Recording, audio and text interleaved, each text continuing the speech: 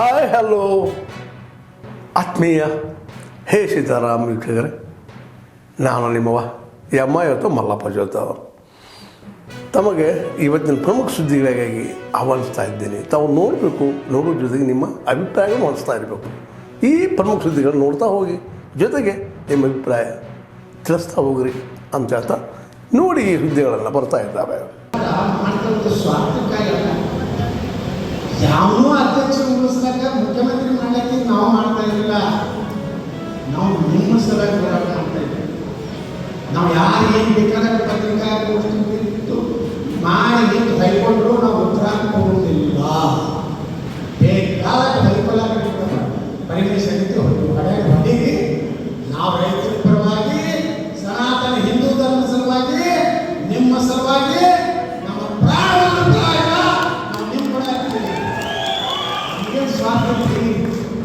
Adjustment ಆಗಿ ಅಂತ ಹೇಳ್ತಾರೆ. ಯಾರು ಅಡ್ಜಸ್ಟ್ಮೆಂಟ್ ಆಗಿ ನಾನು ಸಕ್ಕರೆ ಕಾರ್ಖಾನೆ ಬಂದ್ ಮಾಡಿಸ್ಯಾರ. 850 ಕೋಟಿ ರೂಪಾಯಿ ಹೆಕ್ಟಾರ್ ಇಡೀ ಕರ್ನಾಟಕದಾಗ ಅತ್ಯಂತ ಹಿಂದುಳಿದ ಭಾಗ ವೀರೇಂದ್ರ ಪಾಟೀಲ್ ಕ್ಷೇತ್ರದಾಗ ಅಲ್ಲಿ ಶಿಶುಗಳ ಮಾರಾಟ ಮಾಡುವಂಥ ಒಂದು ತಾಲೂಕದಾಗ ನಾವು ಸಕ್ಕರೆ ಕಾರ್ಖಾನೆ ಮಾಡೀವಿ. ಇದೇ ಪ್ರಕಾಶ್ ಇದೇ ಶಿವಾನಂದ ಪಾಟೀಲ್, ಇದೇ DK ಶಿವಕುಮಾರ್ ಕರಿಗೆ ಕೂಡಿ ಬಂದ್ ಮಾಡಿ ಹೈಕೋರ್ಟ್ ಆರ್ಡರ್ ಕೊಟ್ಟು ಸುಪ್ರೀಂ ಕೋರ್ಟಿಗೆ ಹೋಗಿ ಇವತ್ತು ರಾತ್ರಿ ಮತ್ತೆ ಓಡಿ ಹೇಳ್ತೀನಿ. ನಾಳೆ ಮಾಡಿದ ಕೇಸ್ ಬರಲ್ಲ. 42 ಕೇಸುಗಳು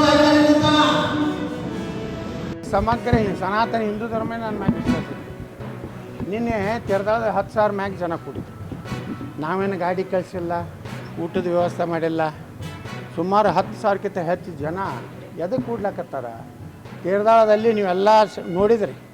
ಒಬ್ಬ ಯಾರೋ ಇಬ್ಬರು ಅಯೋಗ್ಯರು ನನಗೆ ವಕಫ್ ಬಗ್ಗೆ ಮಾತಾಡಬೇಡ ಅಂತ ತೊಂದರೆ ಮಾಡಿದ್ರು. ನೀನೇ ಆ ಶಕ್ತಿ ಪ್ರದರ್ಶನ ಮಾಡಿ ಹೇಳಿದ್ರು ನಾವು ನಿಮ್ಮ ಹಿಂದೆ ಇದ್ದೀವಿ ಅಂದರೆ ಪಂಚಮಸಾಲಿ ಸಮುದಾಯಕ್ಕೆ ಎಲ್ಲರೂ ಮೋಸ ಮಾಡಿದ್ದಾರೆ. ಲಕ್ಷ್ಮೀ ಹೆಬ್ಬಾಳ್ಕರ್ ಅವರು ಇವತ್ತು ಅವರು ಸಹಿತ ಮುಜುಗರ ಆಗ್ತದೆ ಸರ್ಕಾರ. ಅವಾಗ ನಮ್ಮ ಸರ್ಕಾರ ಇದ್ದಾಗ ಎಟ್ಟೆಟ್ಟು ಹಾರ್ಯಾರಿ ವೀರರಾಣಿ ಕಿತ್ತೂರು ಚೆನ್ನಮ್ಮ ನಂಗೆ ಹಾವು ಓದ್ತಿದ್ರು. ಈಗ ಕೂತೀರಿ ಯಾಕವ್ರ ಇಲ್ಲೇ ಬೆಳಗಾವಿ ಜಿಲ್ಲೆದವ್ರೆ. ಇವರೆಲ್ಲ ಆರಿಸಿ ಬಂದಿದ್ದೆ, ಇವ್ರು ಮಂತ್ರಿ ಆಗಿದ್ದೆ, ಯಾರು ಕೊಟ್ಟದಾಗ.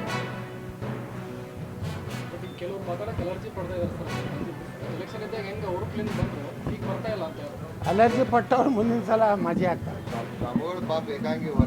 ನಾವು ಅದೀವಲ್ರಿ, ಗಟ್ಟಿ ಇದೀವಿ. ಇಡೀ ಸಮಾಜ ಅವ್ರ ಹಿಂದೆ ಐತ್ರಿ. 4 ಮಂದಿ ಇವ್ರು ಬಿಟ್ಟು ಹೋಗಿ 4 MLA ಬಿಟ್ಟು ಹೋದ್ರೆ ಮುಗಿದೋಯ್ತಾನೆ ಸಮಾಜದಿಂದ. ಕೂಡಲ ಸಂಗಮ ಸ್ವಾಮಿಗಳ ನಾವು ಗಟ್ಟಿಯಾಗಿ ನಿಂತೀವಿ.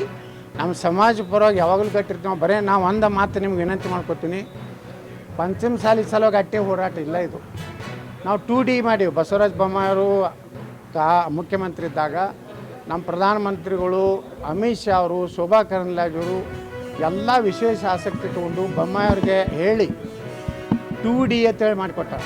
2Dಯಲ್ಲಿ ಯಾರ್ಯಾರು ಇದೀವಿ ಅಂದರೆ ಪಂಚಮಸಾಲಿಗಳು, ಆದಿ ಬಣಿಗರು. ಇಲ್ಲ, ನನ್ನ ಹೆಸರೇ ಬಸವಣ್ಣ ಐತಲ್ಲ, ನನ್ನ ಹಣಿ ಮ್ಯಾಗ ವಿಭೂತಿ ಐತೆಲ್ಲ. 1,000 ಆಕಳ ಕಟ್ಟಿನಿ. ಯಾವ ಸ್ವಾಮಿಗಳು ಕಟ್ಟಾರಿ ಕರ್ನಾಟಕದಾಗ ತೋರಿಸಿದ್ರು. ಬರೀ ನಾನು ಗೋಶಾಲಕ್ಕೆ.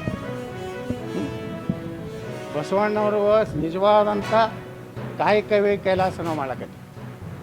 ಅವ್ರು ಹೇಳಿದ್ದು ದುಡಿತೀವಿ. ನಮಗೆ ಬಸವಣ್ಣವ್ರ ದಾಟಿಯಲ್ಲೇ ನಾವು ಮಾತಾಡಕತ್ತೀವಿ. ಹಾಂ, ಪೀರ್ ಭಾಷಾ ದರ್ಗಾ ಆಗೈತೆ. ಅದ್ರ ಬಗ್ಗೆ ಮಾತಾಡತ್ತೆ ಹೇಳ್ರಿ ಸ್ವಾಮಿಗಳಿಗೆ. ಬಿಡ್ರಿ ಯತ್ನಾಳ್ ತೊಗೊಂಡು ನೀನು ಸುಡುಗಾಡು ಮಾಡೋರ್ತೀರಿ. ಮಾಡ್ತೀವಿ. ಈಗ ಅವರು ಆಂದೋಲನ ಸ್ವಾಮಿಗಳು ಹೋರಾಟ ಮಾಡ್ತೀವತ್ತು ಎಲ್ಲ ಸ್ವಾಮಿಗಳನ್ನ ಕೂರಿಸ್ತಾ ಇದ್ದಾರೆ. ನಾವು ಹೋರಾಟ ಮಾಡ್ತೀವಿ ರೀ. ಪೀರ್ ಭಾಷಾ ಅದು ಮುಕ್ತ ಆಗಬೇಕು. ಅಲ್ಲಿ ಒಳ್ಳೆಯ ಜಗತ್ತಿನ ಒಂದು ಶ್ವಾನ ಮಂಟಪ ನೋಡು. ಅಲ್ಲಂ ಪ್ರಭುಗಳು ಅದರ ಸ್ಪೀಕರ್ ಇದ್ದರು, ಅಧ್ಯಕ್ಷತೆ ವಹಿಸಿದ್ರು. ಬಸವಣ್ಣವರು, ಅಕ್ಕಮಾದಿಯವರು, ಎಲ್ಲ ಶರಣರು, ಅವರು ಎಲ್ಲರ ಒಂದೇನು ಶ್ವಾನ ಇತ್ತು ಅದನ್ನು ಪುನರ್ ನಾವು ನಿರ್ಮಾಣ ಮಾಡುವುದಕ್ಕೆ ಹೋರಾಟ ಅಲ್ಲ, ಅಯೋಧ್ಯ ಮಾದರಿಯಲ್ಲಿ ಹೋರಾಟ ಮಾಡ್ತೀವಿ. ಹಂಗೆ ಪ್ರಭು ಶ್ರೀರಾಮಚಂದ್ರನ ದೇವಸ್ಥಾನ ನಿರ್ಮಾಣ ಆಗಿದೆ, ನೋಡ್ತಾ ಇರ್ರಿ. ನಾವು ಅದನ್ನು ಅಲ್ಲಿ ಶಿವಾನುಭವ ಕಟ್ಟಿ ಅಲ್ಲಮ್ಮ ಯಾವುದರಿ ಅನ್ರಿ ಶಿವನ ಬಿಟ್ಟು ಏನಾರ ಐತನ ನೀವು ಹೇಳ್ರಿ. ಯತ್ನಾಳ ಮತ್ತೊಂದು ವಿವಾದಾತ್ಮಕ ಹೇಳಿಕೆ, ಅನುಭವ ಮಂಟಪಕ್ಕೆ ಶಿವಾನು ಮಂಟಪ ಅಂತ ಮೂರ್ಖ.